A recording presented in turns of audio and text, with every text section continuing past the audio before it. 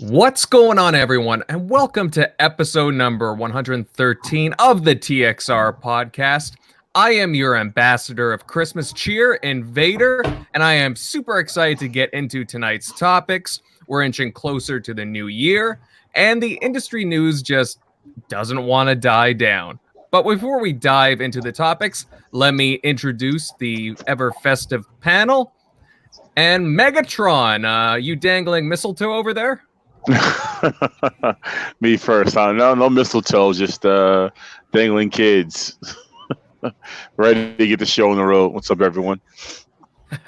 Definitely. Centurion, the other one of Santa's reindeer. How are you doing?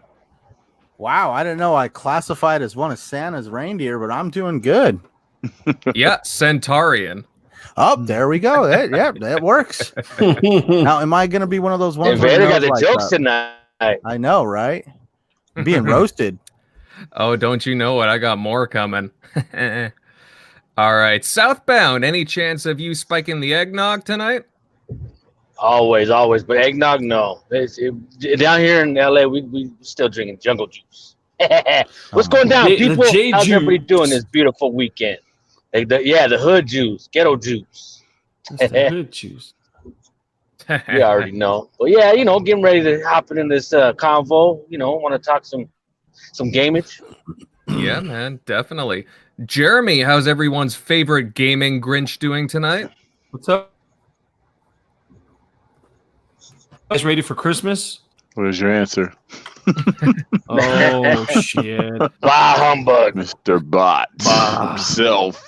Jeremy down. Everybody's been sick here. I'm feeling under the weather myself. Again? So, weren't you just sick like 2 weeks ago? Dude, once my kids get sick, that's it.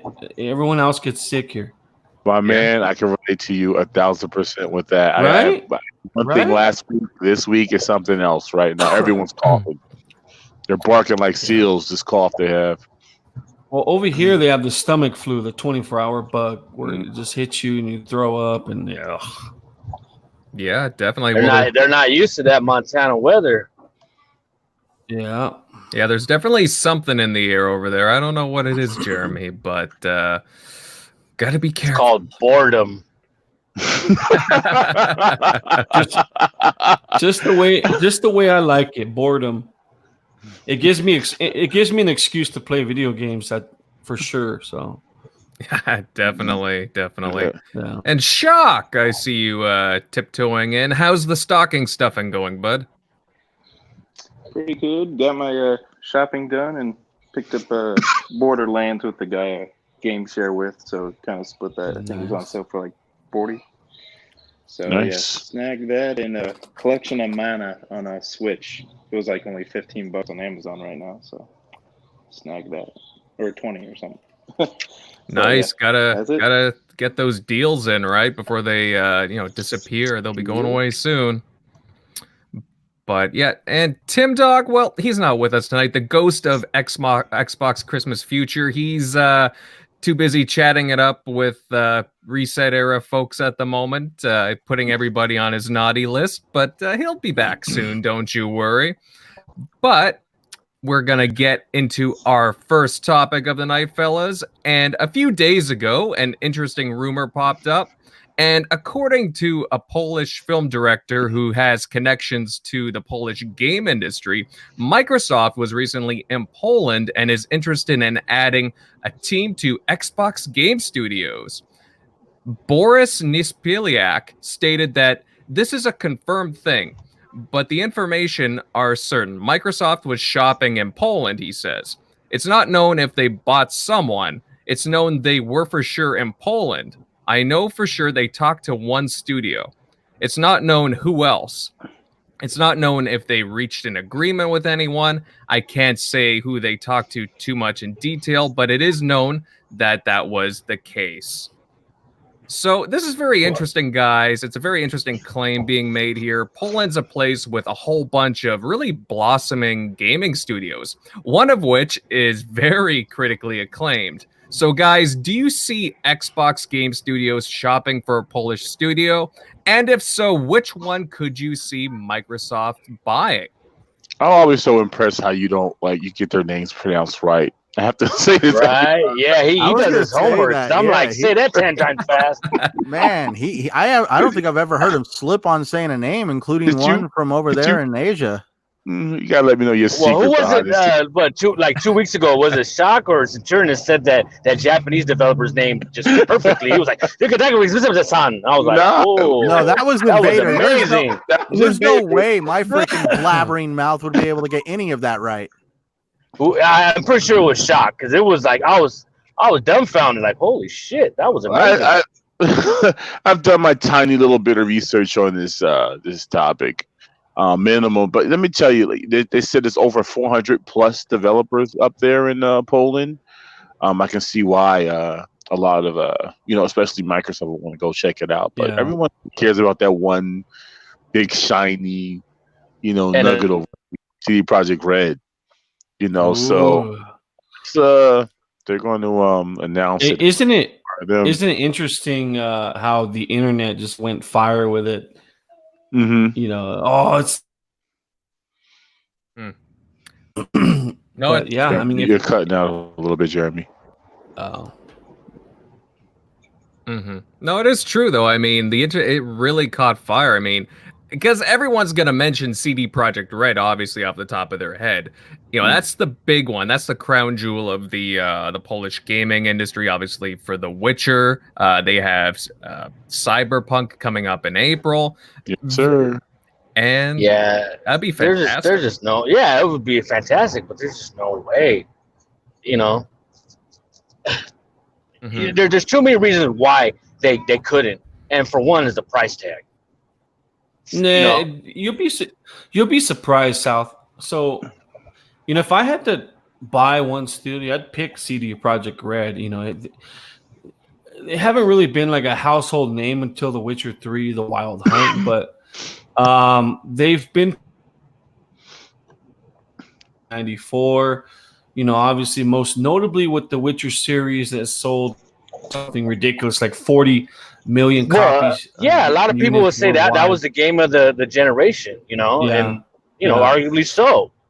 Yeah, and now with Cyberpunk 2077, which it's going to be huge, no doubt about it. Oh, most definitely. They helped create the Baldur's Gate series. I think.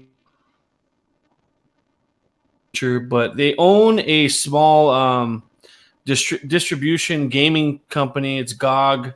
It stands for Good Old Games, which has DRM free content on it, and you can go and just buy older games. So their smaller projects like Gwent has brought like major profits into the studio. But Xbox, believe it or not, South, they can buy them at $3.3 or $6 billion, which is I'm not saying that they don't have the money. I definitely think they have the money. They have the money, but they definitely have the capital to do it. But I don't see it happening. CD Projekt Red doesn't need to be bought out. Yeah, of course. But most of the studios that get acquired is because their lack of funding or there's a lack of cash flow involved. And right now, CD Projekt Red doesn't have that.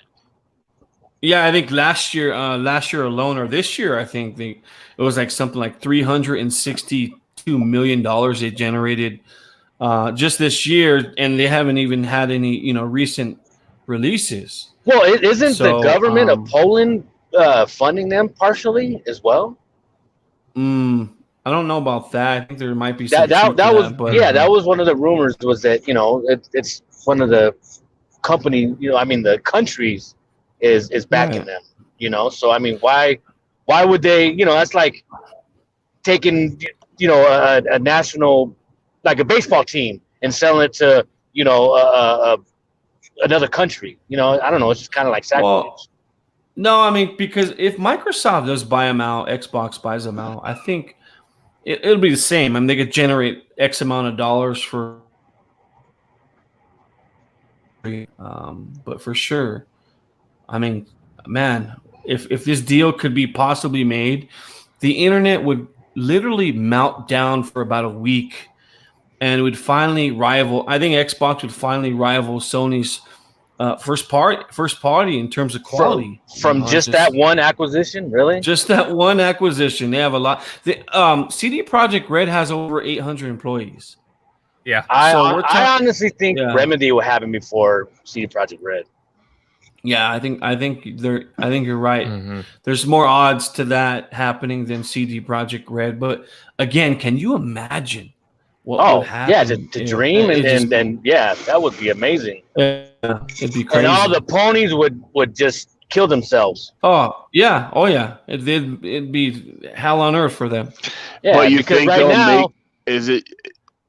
they would make all their content then exclusive? I don't really see it. I don't think that'll happen, man. They're making games for both consoles, and everyone's happy on this situation as far as that. Like, they'll have to bring something else to the table, I think, to really kind of want them to have them exclusive to Microsoft. I can't really see the angle. Well, it might be like Obsidian type of deal where their first, CD like what's it called? Cyberpunk would be multi-plat. But then after that, it did be first party, just exclusive. So,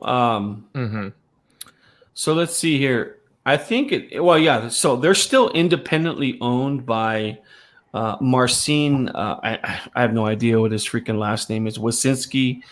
He owns about 40% of the company, and someone else owns another 20% or something like that. But again, I think if Xbox or Microsoft would on the board for him, I think it'd be hard for him to turn down. But who knows? Mm-hmm. Well, yeah. I mean, everything has a price, but when you're talking about it's a country funded project, I don't really see it happening. Now, like you said, if it's just that one person and he owns 40% stake of the company, he might have, he might say, I want to get out of the game industry or whatever might have you. Just like the guy from Mojang, everybody has their price. Yeah. And I'm not saying it never could happen, but it's highly, highly, highly doubtful. Yeah, and who would have thought that Microsoft would have bought Mojang and Minecraft for what, 1.2 billion? Like, holy! I thought it was 2.3. Well, either way, it's in the billions.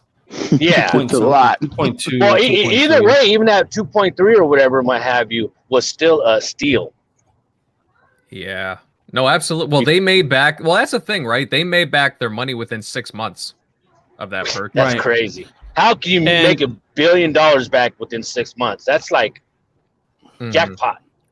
And you guys know this, that the author of The Witcher has made a deal with CD Projekt Red moving forward, which solidifies more games for CD Projekt Red in the future. Right, so and from the rumors are that they started hiring to start on another Witcher game, Yeah, and I guarantee you it's already started. They're already started on the project. For sure. Especially with the new TV show out, just making it that much more popular. Oh my God. Have you guys watched that, by the way? Have you guys Yes, I binged it. Yes. I haven't checked it out yet. No. Amazing. I want to. And Henry Cavill's man. He just shot through the roof. You know what I mean? His stock went through the roof for this role. I'll have to check it out. I was iffy about his role as Geralt. Well, because I think the first pictures of him, that the wig was really, really bad. It looked horrible. Yeah. Even though he's a big dude, and he can act. But Raiden from Mortal Kombat. Yeah, right. The movie. No. But I can't get that toss your coin to a Witcher song out of my head, man. I've been singing it. He's been singing it. You guys ready? You guys ready? Yeah, sure. Go for it. Nah, it's okay.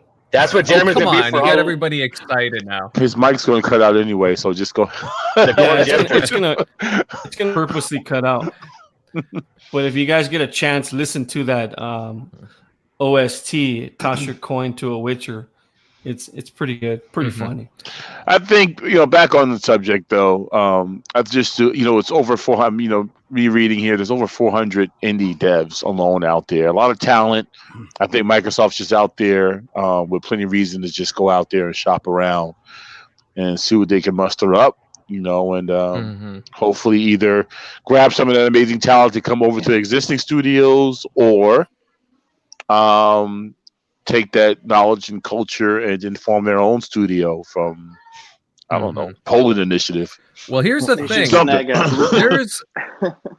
There's a couple of really interesting devs that they have worked with before. I'll just list off a few. People Can Fly. Now, they worked on Gears of War Judgment. But they're also owned by Epic Games. No, I don't think so. When I looked it up, it came up that People Can Fly is owned by Epic Games because they're working on Fortnite. I thought they were at one point, but they like I said, I could be wrong. It was just when I looked it up, I even just typed in who owns People Can Fly, and the Epic Game logo came right up. Well, I have to double check that. Well, I think they were owned, from what I'm seeing, they were owned for a time from 2012 to 2015, but I will have to go into that in more detail. That was one of the guys that I actually would say that, People Can Fly, 11-Bit Studios, Flying Wild Hog, Infinite Dreams, Techland. They've all dabbled in creating some games that I could even mention. Exactly. Now, Techland, why are they important? Well, they did Dead Island, and they're working on, they did Dying Light. They're working on Dying Light 2, and very, very interesting dev there. That'll be a good, if they can get them, that'd be a big pickup. See, there's some talent over there. I was actually kind of leaning more towards Techland when I was just kind of surfing through what companies are over there in Poland, because if People Can Fly, they actually have that pedigree of working on Microsoft games with, Gears of War and Bulletstorm, a number of other games. But if by some chance they are owned by Epic Games, my second choice, at least by looking through the list of them, was Techland. So I want to read what Megastorm 25 says. He said, I would like Microsoft to buy CD Projekt Red just on a game and studio preservation alone. God forbid what happens if Google buys them. Well, that's the thing. There's been a huge buying spree right now by all kinds of different studios the past year. Microsoft isn't the only one. You look at Sony, for example. They bought Insomniac a couple of months ago. There's even Facebook is buying up studios. It's crazy. Now, would you say that's kind of like a gamble though? Because say you own your own developing company and you have people making offers. We all know Microsoft, Sony, and Nintendo are in it. They're in it to win it. They're here to stay. And then you have all these other guys jumping in, Amazon, Google. We'll just use Google as example. Google will drop something like a bad habit at the drop of a hat, and selling your company to Google is a massive gamble, because at any time if Stadia fails, there goes your game company. You're going to end up back out there being sold for just so they can recover their losses. Pennies on the dollar. Yeah, there's a gamble to that, obviously, but if they do buy a major player, that means they're with all cards on deck, and I don't see that happening if they invest into a big studio like CD Projekt or some other company. Now, there's another studio out there that they have. Well, they had a little bit of, I guess you would say, an agreement at this past E3. They had a bit of exclusivity. Blooper Team. They did Layers of Fear, Observer, and recently Blair Witch. Now, so that one right there, yeah. So, not a huge team right there, but they've done some interesting stuff. Obviously, they've done stuff that's more on the how do I put it? The more horror based. They do scary games and psychological games. I find them a very interesting developer. I mean, Blair Witch was kind of it was interesting but mediocre in a lot of ways. But hey, given some funding, I could see them do some fantastic stuff, like a real horror game. I would love them to be a part of Xbox Game Studios personally. They're definitely a talented team, and they do have some nice visuals. If they pick them up, who are we talking about here? Blooper Studios, you say? Yeah, I'm looking. Bluebird team. Bluebird. Yeah, they did Layers of Fear. They're Blair Witch. good. Blair Witch, yeah, they're very talented, but I don't see it much more than just a Game Pass, studio. Maybe. Just to have the Game Pass, subscription. But Microsoft's buying like all different kinds of sizes. Who would have thought they would have bought studios like Compulsion, for example? Very tiny studio. They still haven't bought a major player yet, though. I don't know if it's going to happen, but Obsidian's not a major player in the industry. Well, would you have if they're not, they will be. He's not a major player, not yet anyway. But have we discussed Techland yet? I lost connection. We went over it a bit, but Techland, like we were just saying that would be a fantastic buy for them because they did Dead Island. Dying Light. Dying Light is amazing. Anybody that played that game, and then part 2 coming out, that's really something to look forward to. I can't wait for it. I had a lot of fun, playing Dead Island, all of them, and then Dying Light was amazing. The co-op in it is South. I think Downer, didn't we play Dying Light? We played Dying Light with Phil. Yeah, Phil's big with Dying Light. That's right. That's right. Yeah, we were playing. He was trying to drive me in the Doom buggy, and we kept wrecking. Oh my god, it was funny. Oh, that's too good. Too good. But do you think they will he's go? He's a big Techland guy. Do you think they will go for like a large studio, like let's say CD Projekt Red, or will they go smaller? They have to go for one big, big studio. They have to have a feather in their cap. We already got Coalition. We already got 343. Yeah. You already got Turn 10. You need something to complement those studios. You need another major player to bring a big, huge IP to the Xbox fold. Mm-hmm. Yeah, I don't see it. Like the only one that 100% agree with Sal. Well, is that whether that happens, I doubt it. But you know what? That's what Xbox or Microsoft needs to come and say. Just open up the checkbook and say, name your price. Oh, you got a question, the only one Jeremy? That really makes sense. Oh, go ahead. Jeremy, question from the chat. Question for Jeremy: which studio out there within reason would be a big studio to buy? Within reason, I think again, CD Projekt Red. We're talking about 3 to 6 billion range for the purchase of them. But who knows? I mean, is it realistic? It's probably not realistic at this point. But well, how long? Say they went and bought. Say they paid $6 billion. How long will it take to recoup their money? I mean, you'd have to sell 60 million copies of a game to like really recoup some of your your purchase. Well, they have stuff to fall back on, so they have a lot. Like, Minecraft just generates fucking money for them. Oh, they've already right.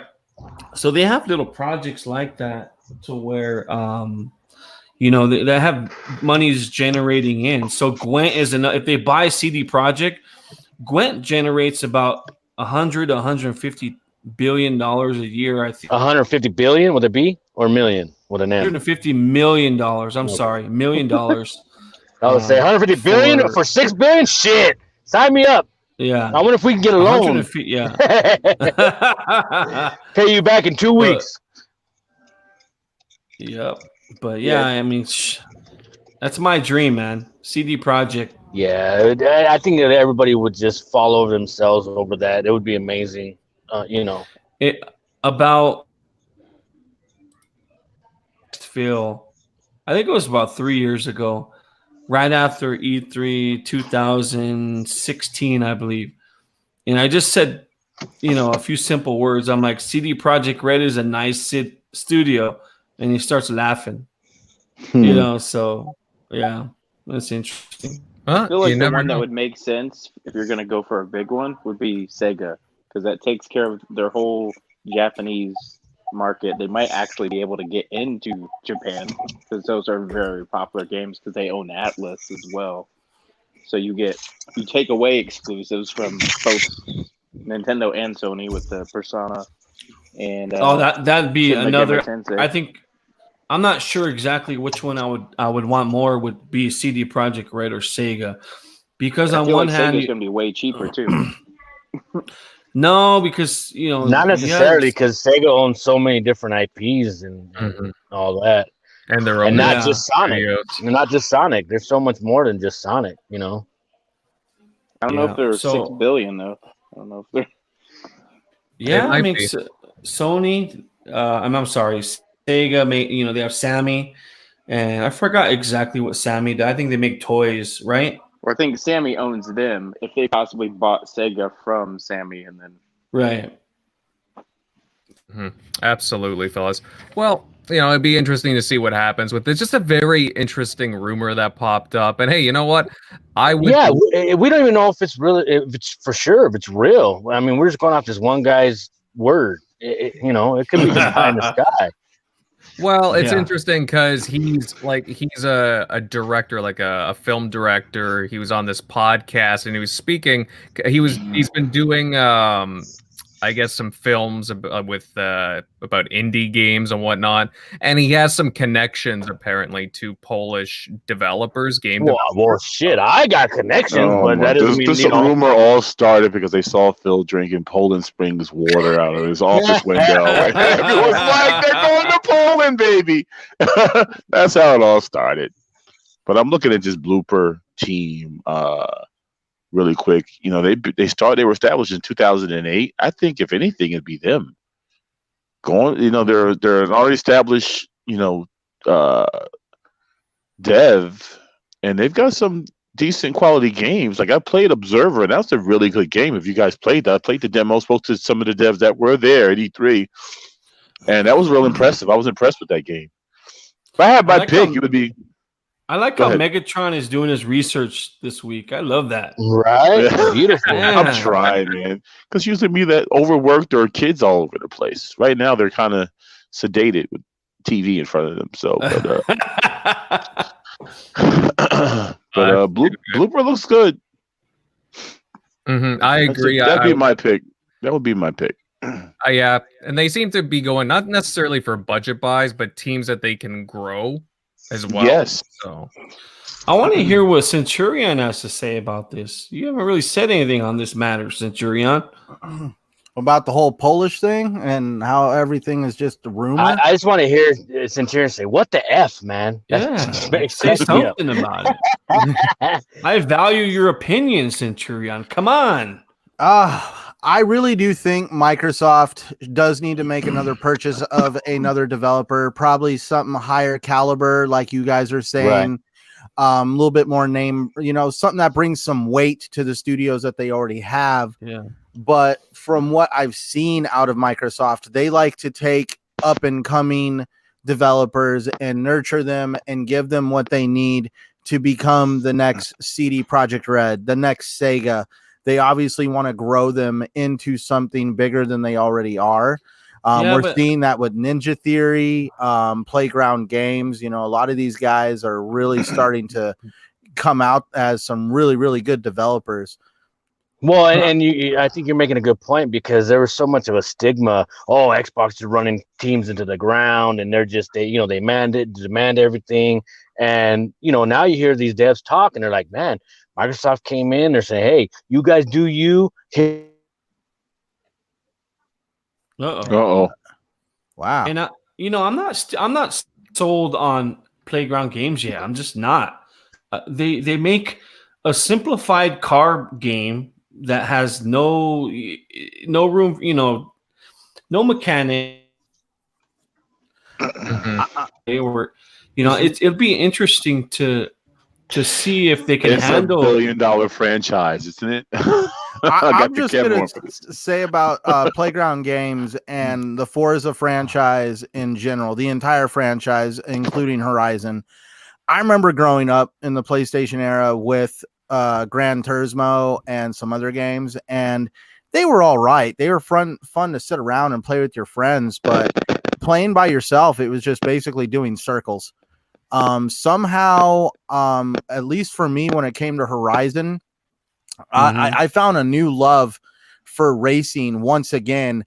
And like, here comes an old title. You know what Horizon reminds me? I remember the old Cruise in the USA. Yeah. Yeah, to me that was just the fun, just the thrills of just driving, crowds, just exotic cars, exotic locations.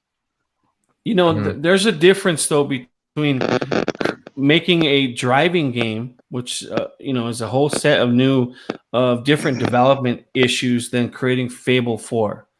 It remains to be seen whether or not Playground Games can make a solid title other than Forza. If they ever branch outside of Forza, that will solidify them as a developer.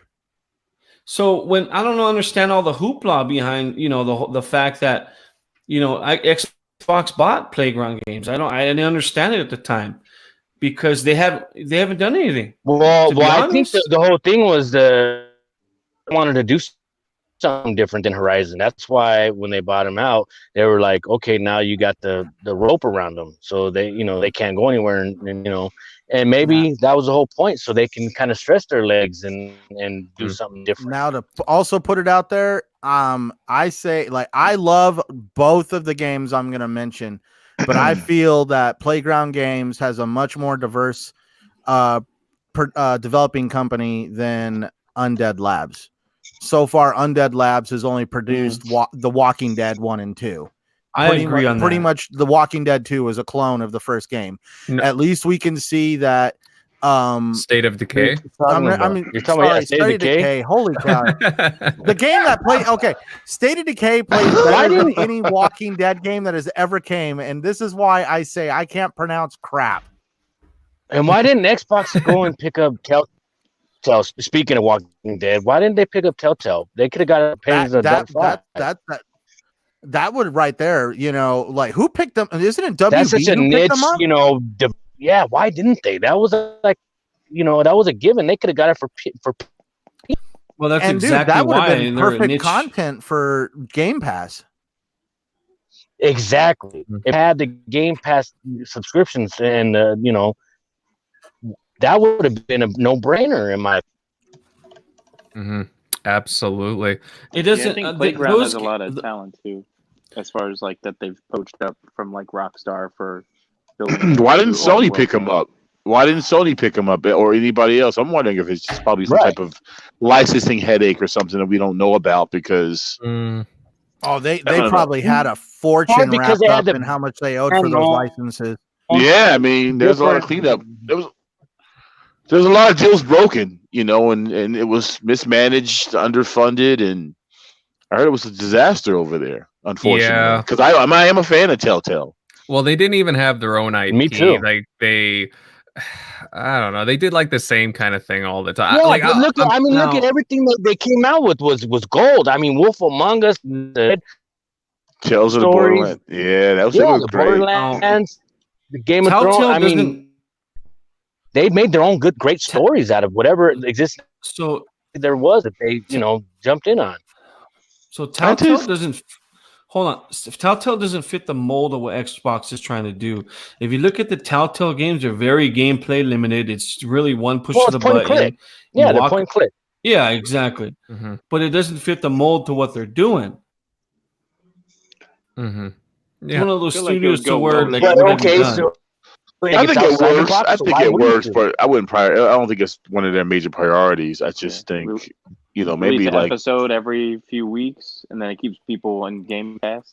I feel like it would be a pretty decent. Well, every few weeks, you'd want to release an episode once a month to keep people renewing their Game Pass subscription once a month. Yeah, and and honestly, it's not too late to acquire Telltale. What was the game they started to work on before they shuttered?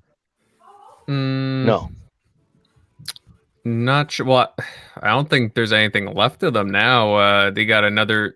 Yeah, Somebody no, else is they're working on man, the Wolf Among Us they're or coming back whatever. in the Wolf Among Us, right? Yeah, but no, it's I personally didn't see what the big deal was with the Telltale games. Personally, Sorry, it's but- LCG Entertainment that bought Telltale Games. There we go. You see, everybody's buying everybody. And you know what? That's going to segue into our next topic. And it's more studio buying news. And Google, yes, Google, like we were talking about earlier, has acquired Typhoon Studios.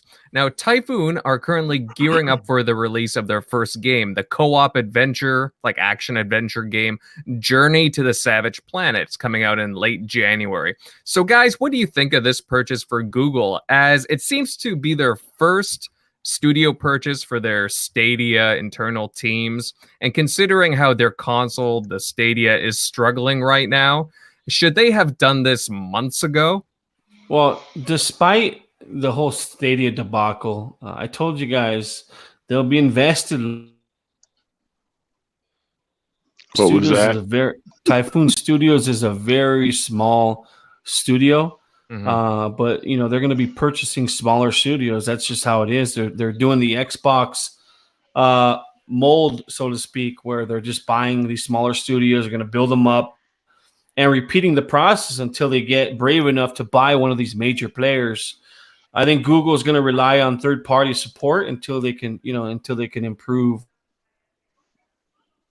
Well, until they actually can make a profit. Yeah. I'm in the mind that Google is just going to give Stadia. We threw our hat in the ring and it didn't work. So because Google just has too much of anything that doesn't work. Well, yeah, that's the thing, right? I have a feeling they're going to do what Microsoft's been doing with a lot of these smaller studios they've been picking up. Again, like Compulsion, like Undead Labs, and just build them up slowly but surely. It's, this studio, they have some Ubisoft talent to them, if I'm not mistaken. They're based in Montreal. Montreal is a really happening scene for studios. Actually, Compulsion is based in Montreal as well. And really, I don't know if you guys have seen Journey to the Savage Planet, but a very colorful co-op game. I could see them definitely taking advantage of what the Stadia has with, their game, whatever game they have coming up next. I mean, what the hell is Typhoon Studios going to do for Google Stadia right now?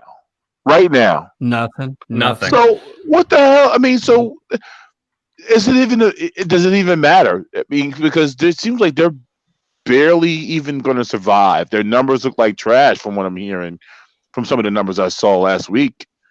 Who's going to versions of games? Yeah, it's like who cares? Who cares, man? If it's not it's one of these things where I was scratching my head too in Megatron, where why did they even buy Typhoon Studios? It just doesn't make sense. They haven't made anything. So why would you pick them up unless that's all they had to do? Hey, Google's got the money. GTA is exclusive to game streaming. Mm-hmm. But they should have bought. They should have bought a couple of studios, like at least a year and a half before they launched the Stadia, because they have like maybe one indie game that's exclusive. That's not gonna draw people in, right? Like that's not gonna do it, right? And their service alone has been very unsatisfactory, and that's me being very kind using that language. Like there's been a lot of upset people. Plus, what you're saying, Shock, too. Borderlands 3, they were something about an older version of the game. Yeah. Absolutely. And the Stadia was supposed to be this whole cloud gaming at 4K, 60 frames, and it's not hitting anything that's been promising. So at least, they could have had some exclusives to be like, okay, well, it'll slowly churn out, just give us some time. We got some exclusives. Hope you enjoy them. This is how it's going to be. Our future is shaping up bright. And, they're just doing that now, even with their internal studios that they're creating. They just created one in Montreal, another one, I believe, in the UK. They should have done this a while ago. Did you see the Destiny population? Yeah, it's like very. DC had 500,000, Stadia had 9,000. Yeah, that's ridiculous, man. I don't know. I wonder what that sales pitch was with Typhoon Studios. I mean, they've barely been out 2 years, and they must have needed the funding or something. And I would say that Stadia would be the last people they would even go to. They're doing themselves a disservice. I mean, develop a game and put that damn thing on everything and make as much money as you can. You're a new studio. I mean, you're going to limit yourself to Stadia, which is doing no numbers at all. And I don't know. That's why you can go. Go ahead. I was just going to say, that's why I say it's going to take a special kind of developer who's willing to take the risk, take the gamble, and put everything on the line and essentially get in bed with Google and hope to God everything pans out the way it should. That's the only way. I don't see it. I'm not in the industry, but I'm looking and it doesn't make any sense to me. Dude, so I'm just gonna say, if I was a game developer, that Google better walk up with the world's fattest check to basically set me for life, just in case they kind of go under. I mean, they're not in trouble if that happens. Let's say Google goes under for a second. Now, what happens? Not Google goes Stadia, under. Stadia. Their Stadia goes under. Yeah. Now, what would happen is they'd still be either creating third-party games, just like Sega did, or they would sell their assets to another company. Mm-hmm. So they're not out of the woods. I mean, or like EA, just close it down. Yeah. I mean, EA has how many studios now? They barely have any, and they closed them all down. Google's going to be like, look, Stadia's not working out, so we've brought in some advisors from EA on how to handle this process. Wow. I just don't get it. Like, how can you close down virtual? Oh my God. When you have, like, what, BioWare and, like, one other or something? See, that's the other thing with buying, going out and buying a very reputable gaming developer. Like we all want Microsoft to do it. This goes back on to what Downer asked me earlier. The one thing that I hate to bring this up, but we all remember the Monday Night Wars with WWE and WCW, right? Mm-hmm. I do. When Vince McMahon bought WCW, what they got was a shell of WCW. There was nothing. There was no meat and potatoes left to WCW. There was just the guys that had no choice but to keep working as wrestlers because that was their only source of income. All the big names kind of went off and did their own thing for like a year and a half, 2 years before they actually had to get back into it. And it's kind of like the same thing with BioWare. EA bought BioWare because of Mass Effect and Dragon's Age and all the great stuff that BioWare was creating. But all the guys that were responsible for those IPs had moved on because they were just like, yeah, we don't want to work under the flag of EA. We know how they operate. Well, that's kind of a bad analogy because WC, I don't know those wrestling, but anyway, that's not the reason why McMahon bought. I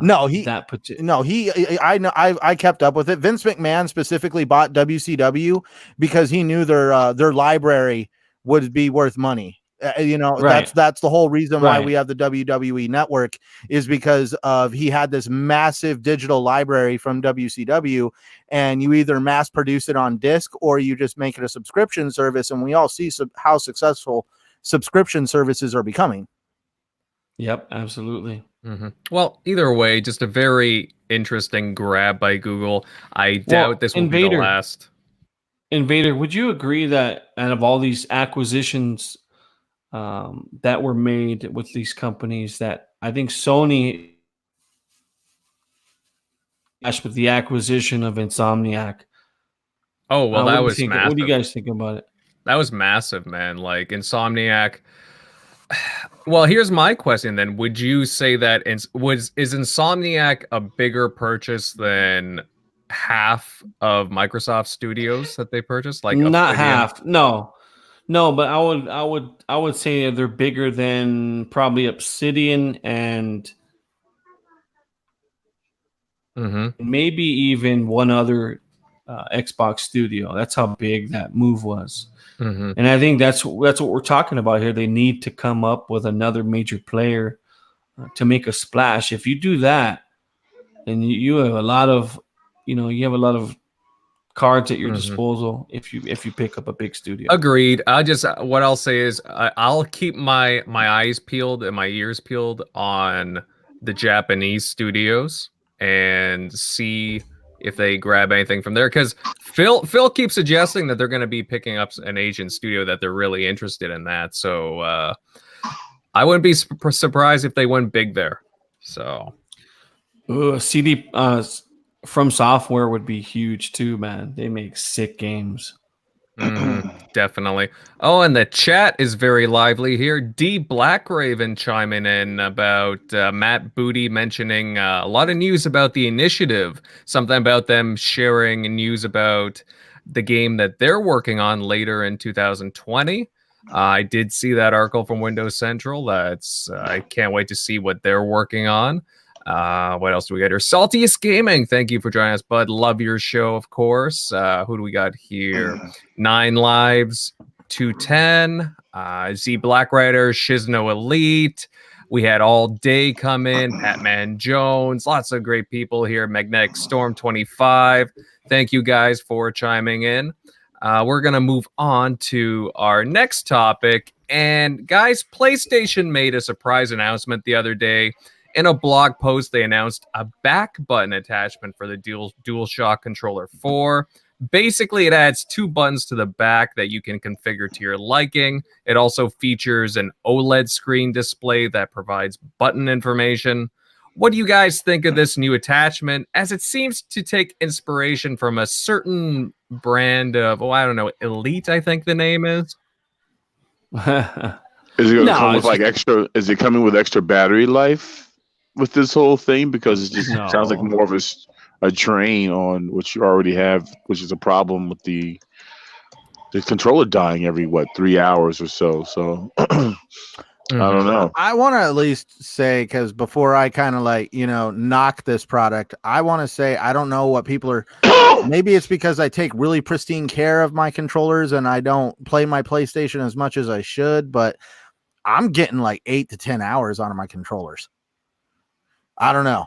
Don't ask me how. I hear people talk about how they die. It's kind of funny. As soon as I get the battery low, like the little symbol that says battery low, you could still play that thing for a good hour or two before it actually dies. With Xbox, if that logo goes off, you better start swapping batteries now.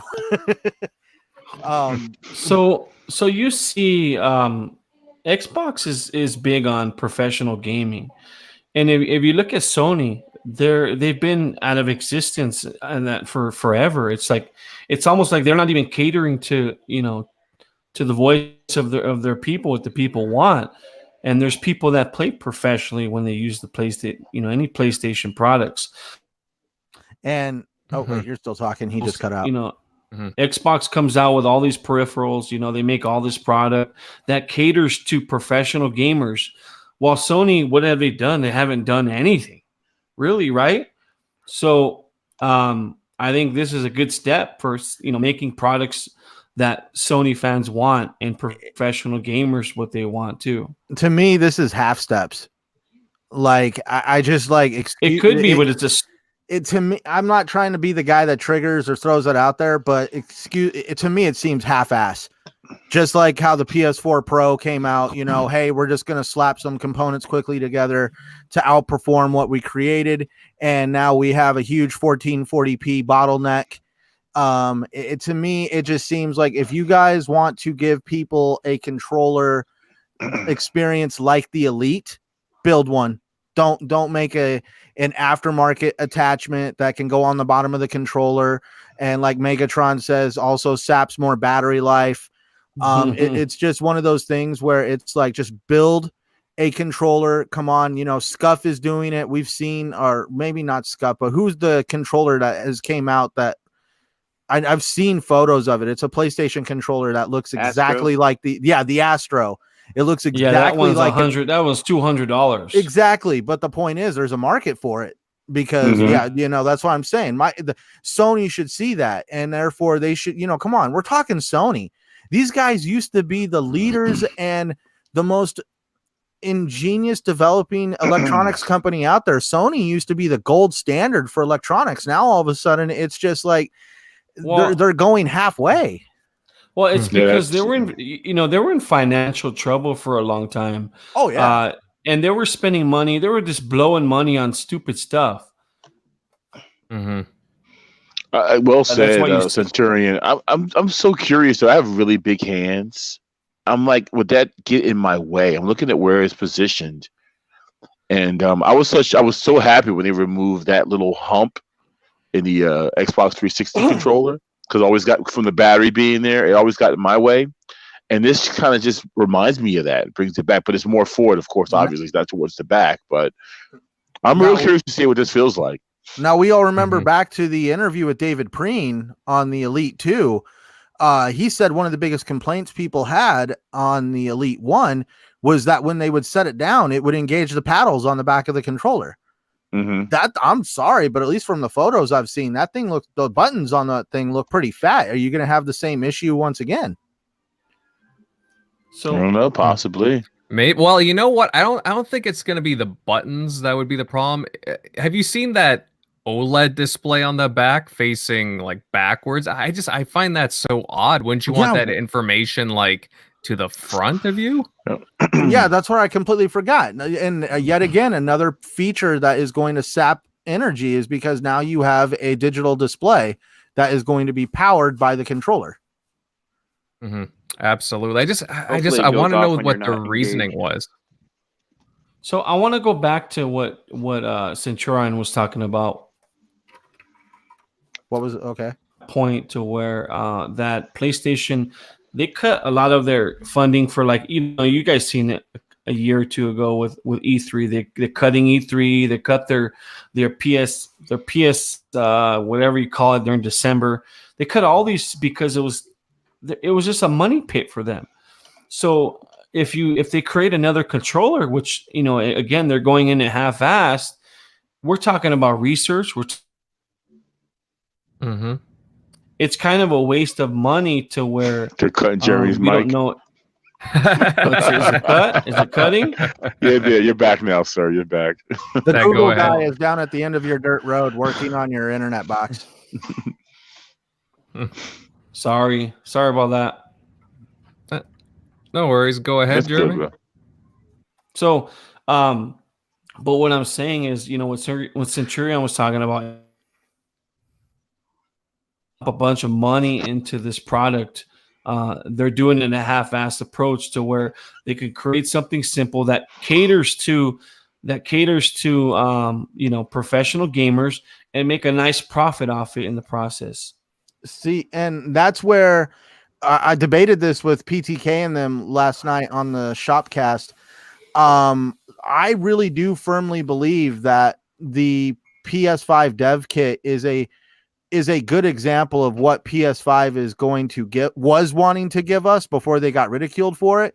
Now, all of a sudden, the Series X comes out and PlayStation has nothing to say. And I'm saying it's because they're redesigning the PS5 because they knew they were going to get ridiculed, because Microsoft knows that people that play games professionally like professional products, and not only that, but they also know consumers like things that are appealing on the eyes, aesthetically pleasing. They want something that if it's going to cost $500, it needs to look like it costs $500 or more. It can't look cheap and it can't look half-assed. And that's one thing that has concerned me about PlayStation is this is actually the first generation I could think of, because I know they've, with the PS3, they did some stuff with the cell processor and stuff like that kind of complicated things. This is the first generation that Sony has been really serious about what they're cooking up inside the console to give to players. But I just really hope they understand that there is there is people out there that really take their products seriously. Come on, we know how the Sony fans get. And therefore, I just don't want to see Sony just keep doing these half steps. They need to go all the way and kind of get up there in creating a product that, in my opinion, rivals Microsoft. Microsoft might not be up there at 100 million sold, but I'm sorry, the Xbox One X is a more aesthetically pleasing console to me. It's quieter, it's better designed. The controllers are better designed. Everything about Microsoft just shows that we try to create a product that is both for the casual, the hardcore, and the professional. Right. Yeah. No, Here. absolutely. Here. Now, to be fair, though, the price point for this isn't too bad. It comes out in January, and I think it costs $30 US, 40 Canadian. Really, for an attachment, that's not too bad when you think about it. Just for like a little add-on. It's just we'll see how it goes. $30. Yeah, exactly. Just an interesting bit of news that popped up with the Dualshock, especially when, as Centurion was talking about, with the PlayStation 5 around the corner. Will we be seeing something similar? Was this a drop from it, and they're adding on to the Dualshock 4? We'll have to wait and see, but still interesting development nonetheless. Guys, we're going to move on to our next topic. And Capcom, they've been going on a trademark spree as of late. And recently, Capcom filed for trademarks for several of their classic properties. The ones that really stand out are Power Stone, Rockman, Dino Crisis, and Vampire, which is the Japanese name for Darkstalkers. Now, guys, we've had a lot of talk about over the past couple of months about Capcom recently bringing back their classic games. They've been talking about it a lot. Do you guys think we'll see any of these titles get resurrected? Yeah, I do, for sure, because I don't know if you guys remember, but Capcom was in financial trouble for a few years there. Now, with the release of the Resident Evil series, obviously, and then the huge Capcom's back, and they're making games that people like, especially with their old titles like Dino Crisis, Darkstalkers, and they're bringing back quality. And games like Resident Evil, the remakes have brought in huge profits for Capcom, and the development time is it's not as lengthy as say another project. Of these older products bring in the money. Mm-hmm. Absolutely. Well, they've done a remarkable job with the remakes for the Resident Evil games. What was it? They just announced Resident Evil 3 earlier this month, and I wouldn't be surprised if we got a whole new entry into Resident Evil in the line. Like, everybody's waiting for Resident Evil 8. And yeah, they really seem to want to bring back a lot of their older IP. And I'm totally with that. Everybody's been talking about Dino Crisis this generation ever since the reveal of the consoles. I've never played Dino Crisis. What am I missing out on? Oh my goodness. I so know, good. right? Yeah. Oh yeah, just a very fun property, yeah. Hopefully Onimusha. But do we have any fighting game fans here? Darkstalkers, anyone? Oh yeah, I've had the originals on the Sega Saturn. Nice. It was like an 8 megabyte from Japan, whereas the cartridge you put in the back of the Sega Saturn, and you just play those games where the animation was so fluid, and it was arcade quality at the time. Mm-hmm. And PlayStation didn't have the same quality back then because they didn't have the cartridge adapter that you put in the back. Oh yeah. Known there as Vampire Saber. I mean, how long has it been since there's been a Dino Crisis and a Darkstalker? I mean, Darkstalker, I think it was I want to say Dreamcast or 360 was the last time I played Darkstalker. But how much interest is it? Yeah. How relevant is it today? Like, is anyone going to play it, or? I don't know. I'm getting excited for this. I don't know what Darkstalker is. I missed that one, but I was there for Dino Crisis. I really enjoyed it. Now, can we honestly say though that Capcom has set the bar on what a remake looks like? not a remaster, not a reskin or an enhanced game, an actual full blown. We tore it down to the bones and rebuilt it remake. Well, yeah. I mean, the Resident Evil 2 was basically a full remake. If you think about it, they took that game down to nothing and remade it using a current gen engine and all sorts of stuff. I mean, they made that a completely different game. They put new life into the Resident Evil franchise using a game that came out on, if I'm correct, the PlayStation 1. Yep. But Resident Evil 7 was amazing. It was totally different. It wasn't like any other Resident Evils before that. Oh, it was the first time they dabbled with first-person perspective in Resident Evil, correct? Yeah. Mm-hmm. Yep. Well, besides that one first-person game that came out on the PlayStation. But yeah, we don't count that one. But I'm just hoping, because I think Dino Crisis, don't get me wrong, I'm a sucker for dinosaurs. I enjoyed Jurassic Park. Hell, I even enjoyed that show on Fox that lived for one season, Terra Nova or whatever it was, where they had the dinosaurs.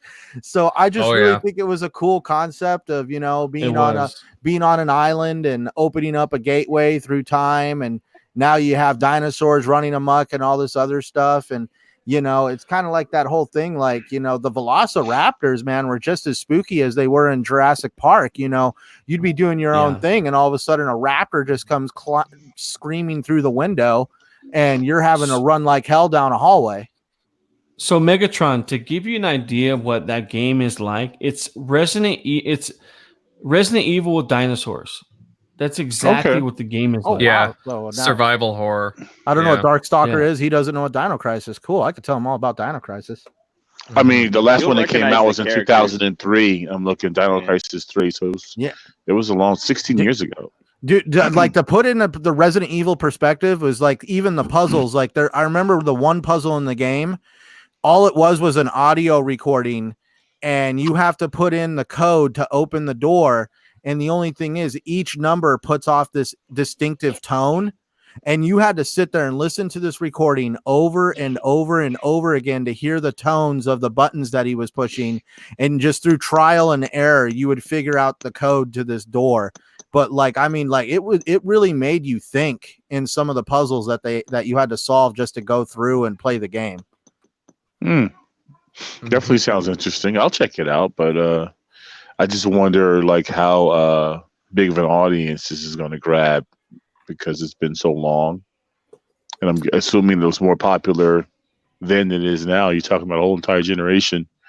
But I want to say it's unique enough if marketed right. I think that it would bring in some people, because all it would take is them marketing it and showing, the dinosaurs and stuff like that, just to get people intrigued into how it would work.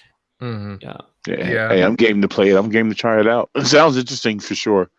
So just wait and see. I mean, Capcom seems like they're hitting their all strides. What they're doing, so they must know something. And Well, one can hope. Dino Crisis is one that I see mentioned a lot, and really, I think it'd be cool to bring it back. Definitely a unique kind of franchise, as it was said earlier, kind of like Resident Evil, but with dinosaurs. I don't know, I'm always a big fan of the whole survival horror genre, and I would like to see what they could do with, well, I guess next-gen systems from the looks of it. And can you imagine, like, seeing dinosaurs almost like realistic looking? Oh, that'd be pretty awesome, guys. But all right, off topic. I did a let's settle this poll, which included The Witcher on Netflix and The Mandalorian on Disney, which had over 400 votes now, and it looks like The Witcher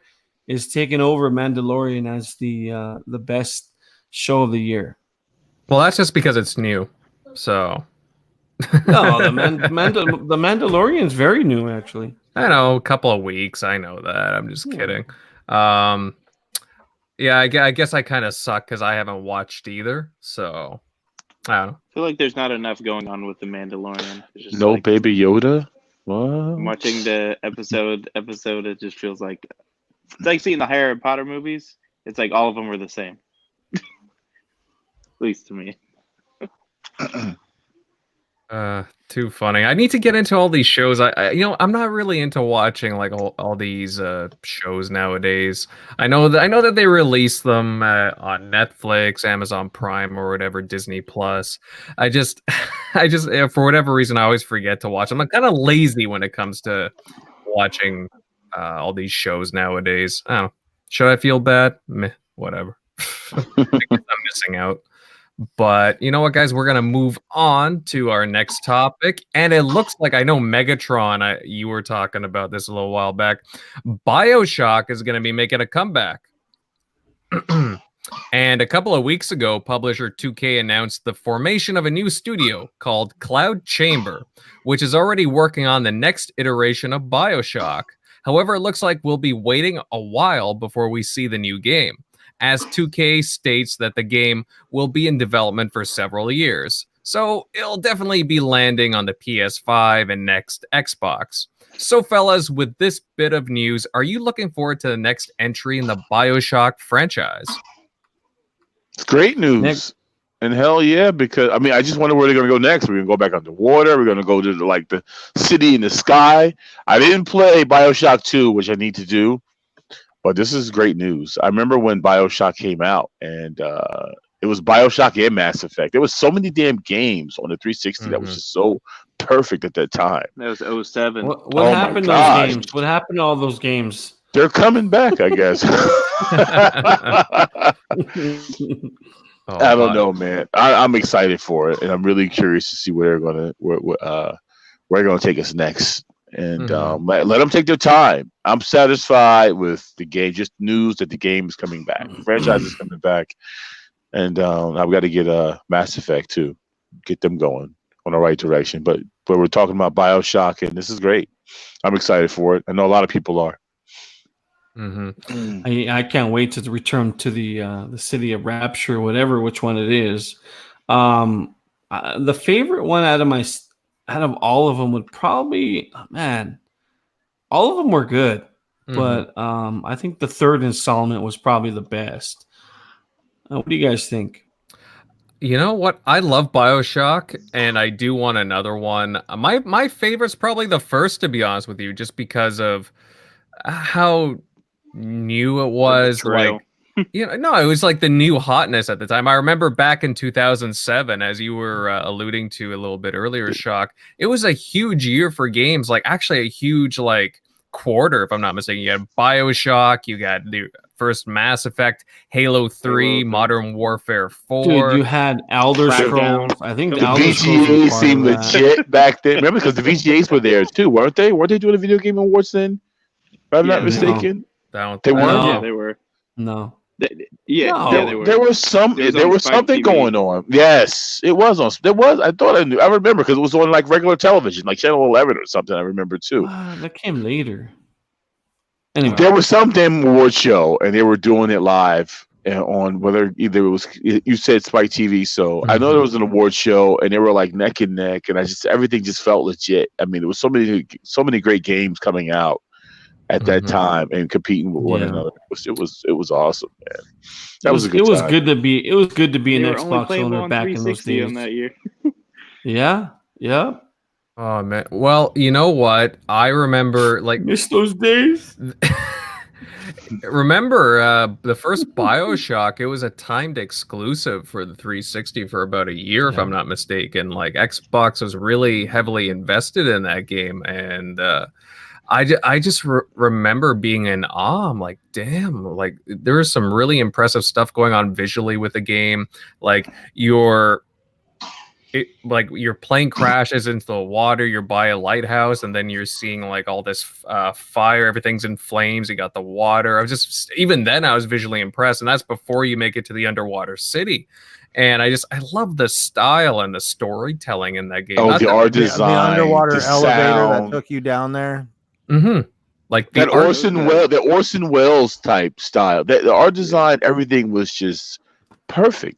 It was that retro futuristic, just sci-fi. It was great, man. I loved it. I love that direction. The deco going on in that game, it was amazing. I love the style. That was the biggest betrayal I've ever experienced in a game. Oh yeah, you were like, holy shit. It was a great game. Just a unique concept altogether. BioShock 2, well, it follows in the footsteps of it. It's back in Rapture, but I thought it was pretty I think decent. I skipped it because Ken didn't do that game.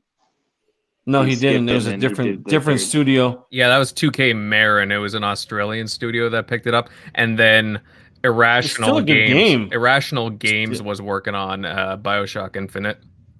Yeah. Which is a shame that they shuttered, but apparently, believe it or not, I remember reading up on that.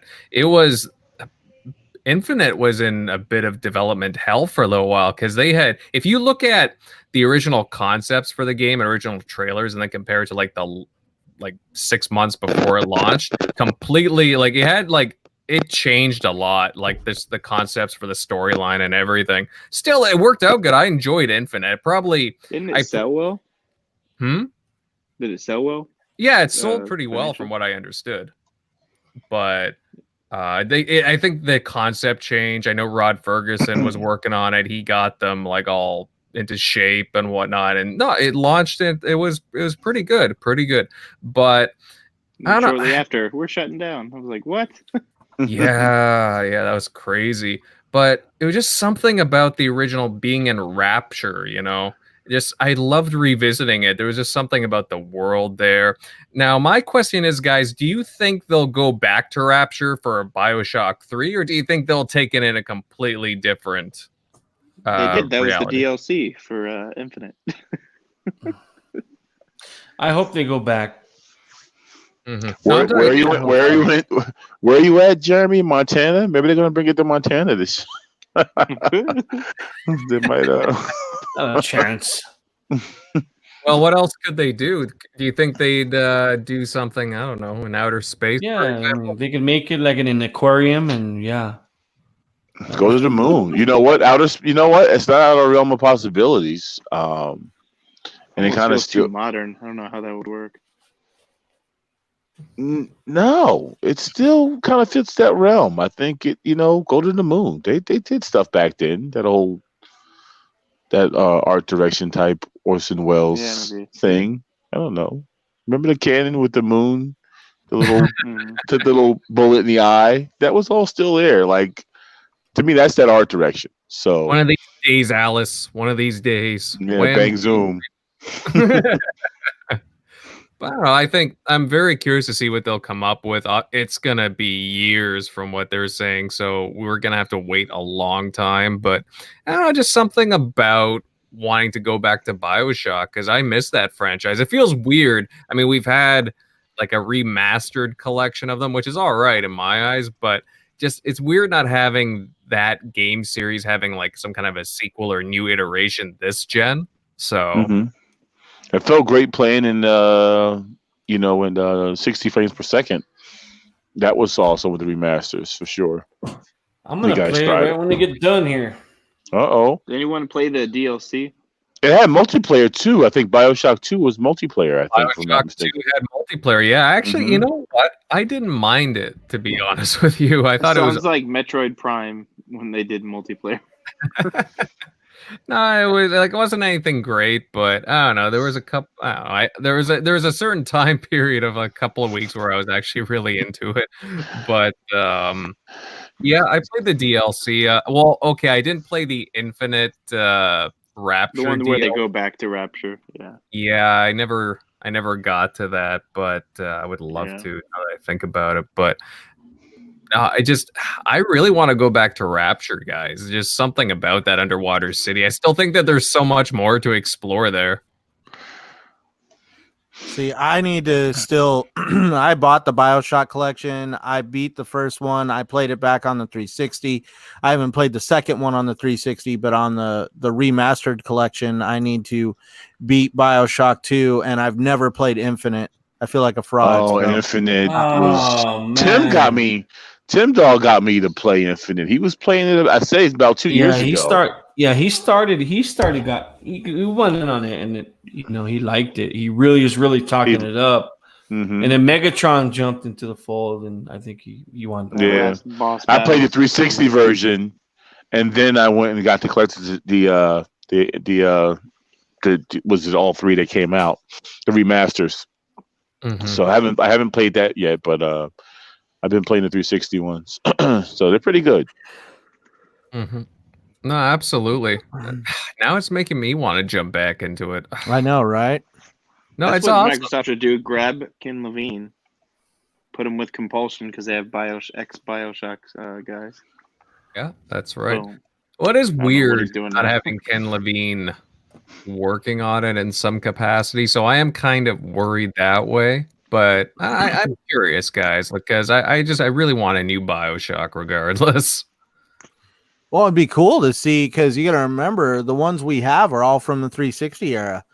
It'd be cool to see kind of like a rehatching of a great IP in today's gaming engines. Oh yeah, just thinking about next gen. Oh Yeah. yeah, I VR Rapture. See, that's the only thing. That'd be a game I would definitely get into VR for. If they were like, yeah, coming to, PC VR, another form of BioShock, I would love to feel Rapture in VR. Those corridors, like the claustrophobia, looking up and You seeing have to the run water. away from those psychos. Oh my god! my Kind of like God. if you played VR RE7. The Big Daddy chasing after you. Oh, dude, there'd be people getting You're assaulted. peeking At that behind point, there'd be walls. assaults in the living room on family members because somebody comes up on you and you're all of a sudden you get attacked in the game and you're backhanding a Those kid crazy across the laughs room. and stuff. Yeah. You get like a little sister looking at you with those glowing bug eyes in the corner, and then you got like spider splicers jumping at you. Oh yeah, that'd be pretty spooky in VR, not gonna lie. But anyways, guys, moving on, and this will probably be our last topic. But guys, obviously it's Christmas time, a very special time of the year where everyone seems, well, a bit more jolly. Well, except for Jeremy, of course. The most wonderful time of the year. And Merry I stand Christmas. corrected. And yeah, I kind of wanted us to share some of our favorite Christmas time gaming memories. Just, was there a specific console or game that you guys really wanted that made your day a bit more memorable at Christmas? So, Or as a youngster, go ahead. Okay. Yeah, as a youngster for me too, I'm gonna go with Megatron on this one, but I grew up around games and my father owned the original ping pong, the pong with the dials, the little dials of the ping pong. And his buddies used to come over after softball tournaments and stuff like that. So I used to play my dad's friends and I was hooked on games since then. So from there, I wanted the Nintendo Entertainment System, which came out in 1984, I believe. It was either 84 or 86. I forgot which one it was. Do you guys remember?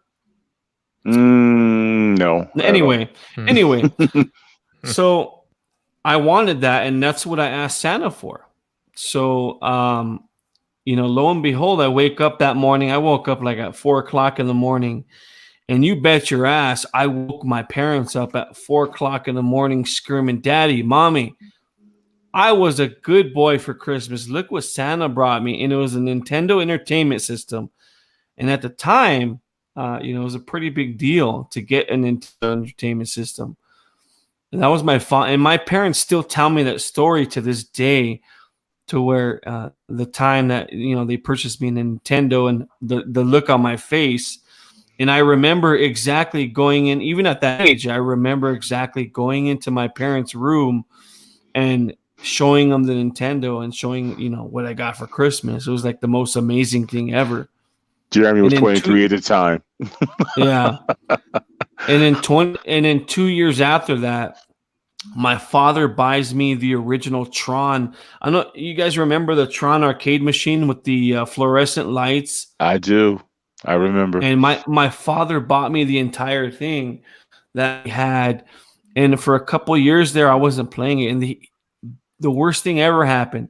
He ended up selling it at a yard sale for $125. Do you know how much that machine's worth now?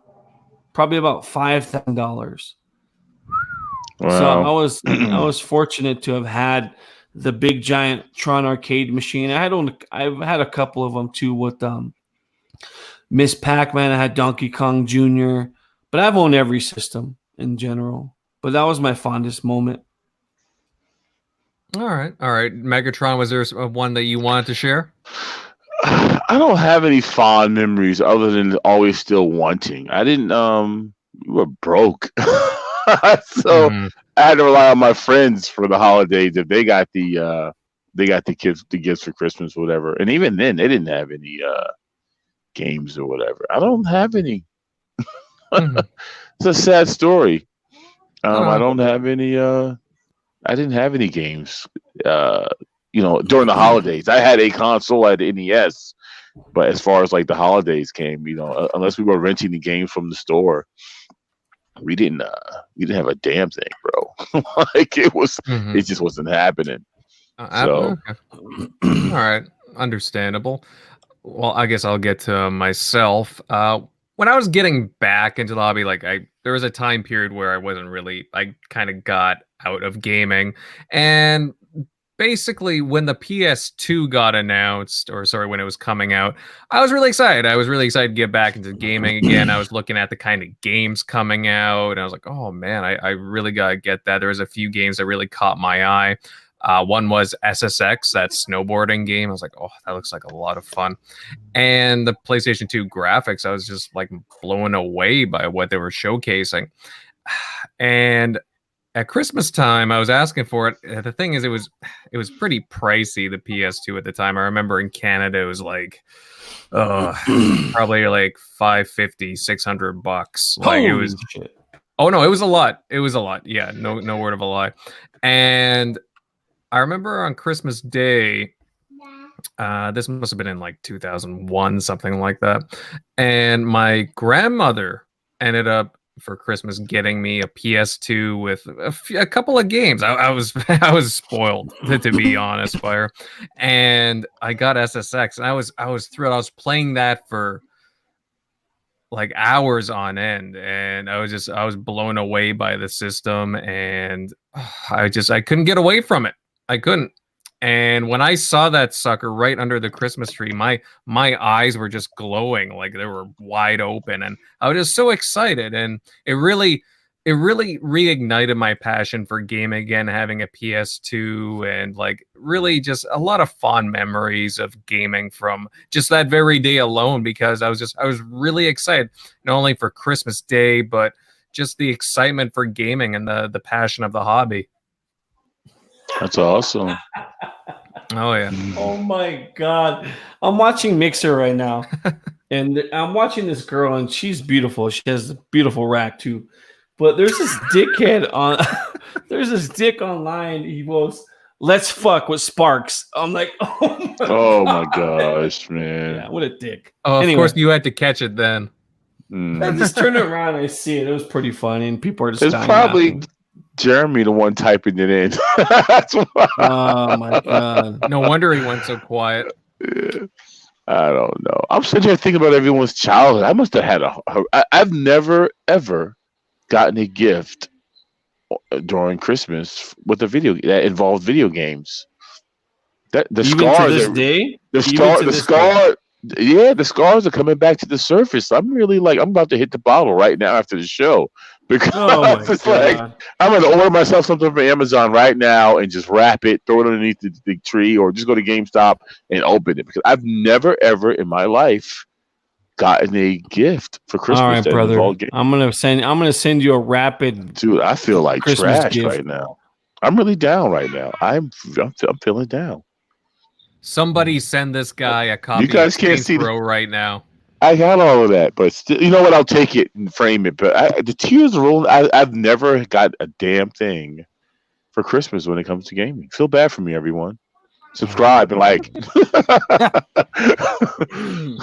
I know in '96 I was asking my parents for an N64, and my stepdad at the time, I think I happened to see the box.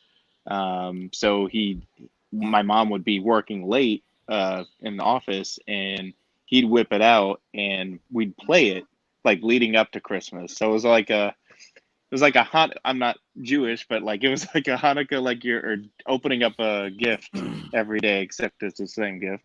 But I was playing Mario 64, and just visually when he put that game on the screen, it was just my mind was blown. I couldn't. It was like I couldn't conceive like what I was actually playing and watching. But then we put it away each night before she got home, so she wouldn't know. And it's funny, I said it to my mom at Easter, I think last year. He was like, "Did you ever know that he would whip it out every night?" Or I guess that sounds weird now. Look at my buddy went away Dragon's TV trying to. So upset? My man went away Dragon TV. It's like, what you need, Megatron? You know what? Get me the original Neo Geo. You can find that one. That's like $7,000 right there. Buy me the original Neo Geo, and I would feel a lot better about myself. You're tripping. You're fucking breaking this pot. But that water blew me away in the N64 Wave Race Mario 64. Oh my god! You know what? I think I was. You know what? Shockley. Or 10. Every week you blow me away, buddy. How about that? Sure. Wow. Ooh. Dang. That's pretty heavy there. Yeah, I know. Should we exit the chat and just leave it to Downer and Shockley? Yeah, I mean, it's Christmas time coming up, not Valentine's Day, Jeremy. I guess I'm the last to kind of go. See, for me, growing up, it was when my grandmother got me a Nintendo 64 with Mario 64 and Zelda Ocarina of Time. Some of my best gaming experiences were on that Nintendo 64. But for me, the most memorable thing that came out of gaming for Christmas was kind of like an early Christmas present. And it's when me and my wife moved here to Phoenix. We took every dime we had and uprooted ourselves from where we were living and moved here. Yeah, and we didn't really have anything. So for that first year, we didn't really buy very much of anything. And Black Friday was coming around. And, I was seeing all these deals on the Xbox One because this was in 2014. I didn't pick up the Xbox One day and date in 2013. I didn't get it until Black Friday of 2014. And I wasn't even expecting it. I had completely written off buying a console because I knew money was tight for us. And I didn't know my wife had been basically, stashing money away to get me an Xbox One. The only catch is, I had to sit in line outside of a Target for 9 hours to get the console at the price that we had the money for. So that was one of the most memorable things for me is when my wife basically came up to me and put the money in my hand and said, "Go get an Xbox One." And nice. That's awesome. Yeah, I love my wife to death. Yeah, she sounds like quite the sweetheart. Dang. Oh, she takes care of me. She keeps me centered. She's my rock. Yeah, and you guys game together too, right? Like, we play Sea of Thieves. We play all sorts. Man of and Madame, you guys. I know Man and Madame. You guys, you were saying a few shows back that you guys play together. That's awesome. Yeah, bro. we were gonna play that together. We've played Sea of Thieves. I'm trying to get her into Plants vs Zombies. She's not as hardcore of a gamer as I am, so unless we're playing together, the game that she plays most of the time by herself is Sims 4. Okay. So yeah, and the funny part is she plays that on the PS4. So while she's on the PS4, I'm on the Xbox One. All right. It's all good. All right, very nice, very nice. That's a very touching story. Actually, that's a very, very touching stories from all of you guys. Definitely a lot to share about this time of the year and just all our history going back with gaming. But on that note, I think that about wrapped things up for this episode of TXR. And what a truly fun show it was, guys. Really great chat tonight. We had come in here at the end. One Away Dragons TV. Thanks for stopping by, my friend. Richard Franco, Z Black Rider, D Black Raven, Saltiest Gaming. Thanks for coming out to the show, bud. Lots of we got Diego, Shizno Elite. Again, lots of great people were here this evening. Thanks for tuning in, guys. Obviously, we love the passionate fans from the community that tune in to listen to us. If you guys enjoyed the show, then definitely share this out and give it a like if you could. Now, on to the outros. Megatron, where can viewers find you handing out presents to all the good boys and girls? You can find me on Twitter, Megatron_1975, and always on Xbox Live. So hit me up, send a message, and want to invite me to play some games. I'm available. Let's do this. I doubt it. Yeah. I'm on Pop too, so you can find me there. Guys, just don't play Sea of Thieves with him. He'll fall asleep and he doesn't know how to play. So something like that. Yeah. Don't listen to Jeremy. There's some truth to that, but now he admits it. Mm-hmm. Okay. Centurion, where can fans find you guiding Santa's sleigh? Oh, you guys can always find me on Xbox Live, YouTube, and Twitter at Centurion1307. Feel free to send me a subscribe, a follow. I'm always open to meeting new people. I enjoy hanging out and chatting with the community.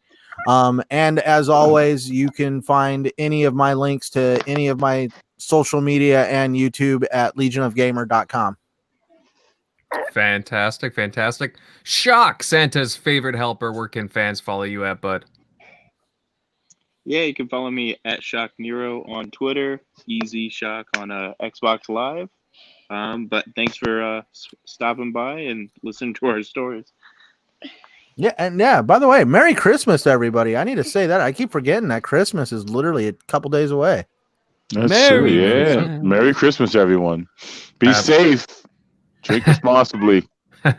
Yeah. Don't go dipping into that eggnog like Southie. Oh boy. See, we're gonna be going down to my wife's family's for Christmas down in our hometown, and it's going to be probably a Jaeger bomber fueled night. Uh-oh. Oh yeah, I know that feeling. On Boxing Day, I'm gonna be heading to my girlfriend's parents' place, and I already know that the whiskey and the vodka is gonna be coming out amongst other things. So it's what I mean. We're gonna be in a country town, and I am going to be probably more than likely drinking whiskey of some kind and chasing it down with Jaeger bombers. You're a whiskey guy, huh? Oh, come on, man. It's Arizona.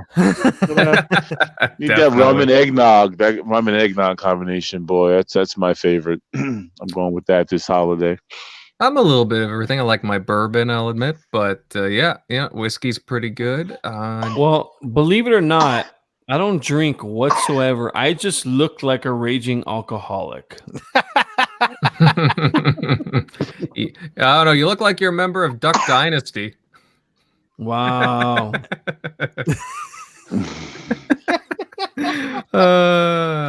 Jeremy. Jeremy. What the hell? You know what? Stop. What's that on your shirt? Who's that on your shirt, Jeremy? Bill Murray. Really? Distracting me the whole time. Bill motherfucking Murray, buddy. Peter I Venkman. can't. Oh, I got like his eyes. I can't really see his whole head. So it's not coming. It's because my chest is so big that it just crumbles up his face. Speaking of which, Jeremy, I know you want to go and watch the Nutcracker after this. Where can people follow you? You know what? Don't say stupid shit like that. Oh, come on. You got an outfit picked out that you were going to wear watching it. All right. You guys caught me. But anyway, you can catch me on Xbox. Let's try that. Downer J. Type in Downer space J. You can find me on Xbox. We'll play because nobody showed up last time. Maybe we could play this time. I showed up. Yeah. No, you guys did, but you guys are, Yeah, we're just those guys. No, you guys are great. Yeah, but we'll definitely have more community nights going into the new year. And just to put it out there, Downer dropped me and Invader like a bad habit when the mayor came over. Oh, look at that. Oh, he can't. Well, okay. I had an excuse though. There was a party next door. He went to the Christmas party, and I didn't feel like going. I just felt like playing games. But he came over just to say hi. I wasn't gonna leave him hanging, and Dude, like out of nowhere, the chat just ends. He's out of the game. It's like, did he like lose the internet power? What happened? Hey, we made the most of it. We played through a good portion of the campaign, so hey, it was pretty fun, Centurion. No, I had a blast, man. It was like I said, I haven't played Halo Reach before. Are we playing? Are we playing tonight? Let's play tonight. Let's play. Let's play. I'm down. Do it. You guys, okay? You guys can. I won't be able to make it for tonight's, but you guys definitely go ahead with that. And I just got to do dinner before that, but yeah, if you guys are on when I get done, I'll look for you. We'll wait for you for 5 minutes. For 5 minutes. Gives me enough time to get my shoes on. Yeah, Jeremy can school some noobs in Invasion while you're waiting. All right, guys, and of course I'm Invader. You guys can find me at my YouTube channel, Invader Gaming, and on Twitter at Invader_1986. And from the TXR crew, we wish everyone a very Merry Christmas and a Happy Holidays. We're already looking forward to next week's show as we have an excellent interview lined up. Guys, it's been fantastic. You take care, keep safe, and we'll catch you next week. Shiu Kayunda Yo! Merry Christmas, everyone. Say Merry Christmas. Say it quick. Say it. Merry Christmas. Say Willow. Merry Christmas. What these guys said. She's being Watch shy. that Witcher. Watch that Witcher. Are you getting paid on the